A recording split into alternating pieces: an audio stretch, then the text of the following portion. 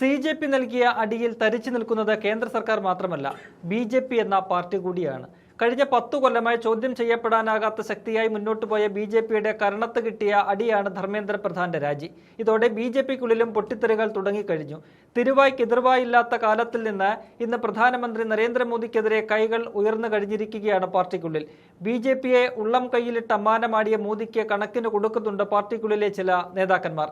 CJP പ്രക്ഷോഭം കണ്ടില്ലെന്ന് നടിച്ച് ഇത്രയും വഷളാക്കിയത് മോദിയാണെന്നാണ് പ്രധാന വിമർശനം. ആദ്യമേ നീറ്റ് വിഷയത്തിൽ കർശനമായ നടപടിക്ക് BJP മുതിർന്നിരുന്നെങ്കിൽ ഇന്ന് ഇത്രയും നാണക്കേട് സംഭവിക്കില്ലായിരുന്നു.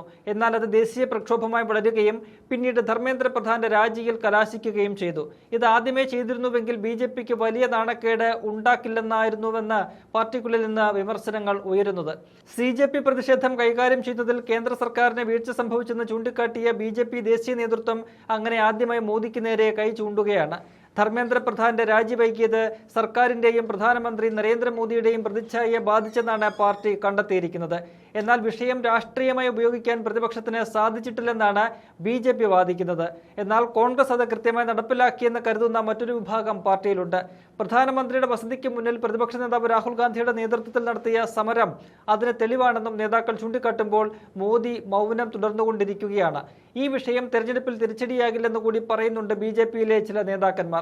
പാർലമെന്റ് സമ്മേളനത്തിന് മുമ്പ് മന്ത്രിസഭാ പുനഃസംഘടന നടത്തിയിരുന്നുവെങ്കിൽ നിലവിലെ പ്രതിസന്ധി ഒഴിവാക്കാമായിരുന്നുവെന്നും ചില നേതാക്കൾ പറയുന്നുണ്ട്. യുവാക്കളുടെ പ്രശ്നങ്ങൾ കേൾക്കാനും പരിഹരിക്കാനും ജനസമ്പർക്ക പരിപാടികൾ ആരംഭിക്കാനാണ് BJP തീരുമാനിച്ചിരിക്കുന്നത്. അത്രമാത്രം CJPയിൽ നിന്നുള്ള ഷോക്ക് BJPക്ക് കിട്ടിക്കഴിഞ്ഞു. ഇന്ന് സമരമുഖത്തുണ്ടായിരുന്ന ചെറുപ്പക്കാരും അവരെ പിന്തുടരുന്നവരും 2029 വോട്ട് ബാങ്ക് ആണെന്നിരിക്കെ അനുനയിപ്പിക്കാനുള്ള നീക്കമാണ് BJP കൊണ്ടുപിടിച്ച് നടത്തുന്നത്. ഇതിനു പുറമെ BJPയുടെ സമൂഹമാധ്യമ പ്രവർത്തനങ്ങൾ ശക്തമാക്കാനും നിർദ്ദേശമുണ്ട്. കോക്രോച്ച് ജനതാ പാർട്ടി കേന്ദ്ര സർക്കാർ ധാരണകളിൽ ചർച്ചയിലെ ഉറപ്പുകൾ എഴുതി നൽകുമെന്ന് റിപ്പോർട്ടുണ്ട്.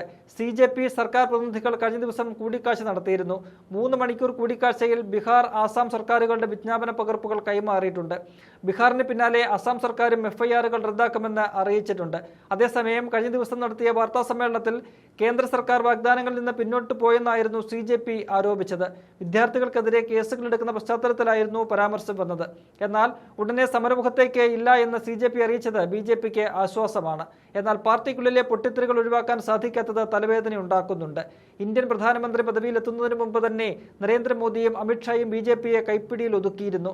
ചോദ്യം ചെയ്യപ്പെടാനാകാത്ത ശക്തിയായി മോദി BJPക്ക് മുകളിൽ വളർന്നിരുന്നു.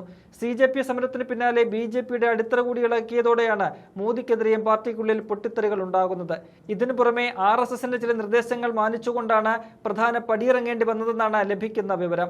RSS ശക്തമായ പിന്തുണ കൊടുക്കുന്നതോടെ ചില നേതാക്കന്മാർ മോദിയുടെ പഴയ ശൈലിക്കെതിരെ രംഗത്ത് വന്ന് തുടങ്ങിയതായും കാണാൻ സാധിക്കും.